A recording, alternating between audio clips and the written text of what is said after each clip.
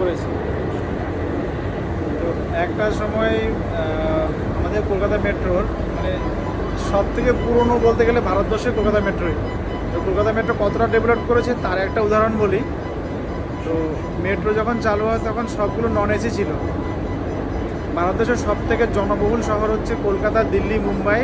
আর প্রত্যেকটা শহরে metro metro মোটামুটি কলকাতার পরেই চালু হয়। তো কলকাতা সবার আগে চালু হয়। তখন স্টার্টিংয়ে যখন শুরু হয় তখন নন এসি রেক ছিল, আর এখন সারা ভারতবর্ষের সব মেট্রো এখন এসি। আমরা আগে নন এসি করে আসতাম না, এখন এসি। এখন আর একটা মেট্রো এসি ছাড়া নেই, সব নন এসি হয়ে গেছে। ট্রেনও চালু হচ্ছে। তো ভারতীয় মেট্রো রেল কতটা উন্নত করেছে তো এটা একটা উদাহরণ আর কি। একটা সময় যখন মেট্রো চালু হয় তখন সবগুলি নন এসি ছিল, আর এখন নন এসি কোনো মেট্রোই নেই কলকাতা শহরে।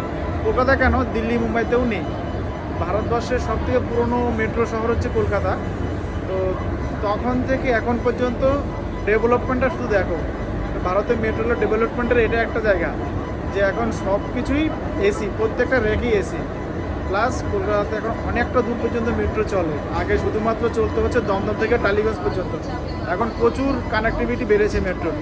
এবার আস্তে আস্তে কোন স্টেশন আসছে। তো তো এটা আর কি যে ভারতীয় মেট্রো রেল কতটা ডেভেলপ করেছে।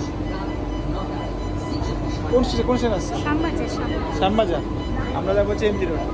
তো এটাই বলার আর কি যে ভারতীয় মেট্রো রেল কতটা ডেভেলপ করেছে। এমনকি আস্তে আস্তে শুনছি যে ভারতীয় লোকাল ট্রেনগুলো সব এসি হয়ে যাবে, নন এসি আর থাকবে না। এটাই বলা যে ভারতবর্ষে কত উন্নত করছে তাহলে দেখো।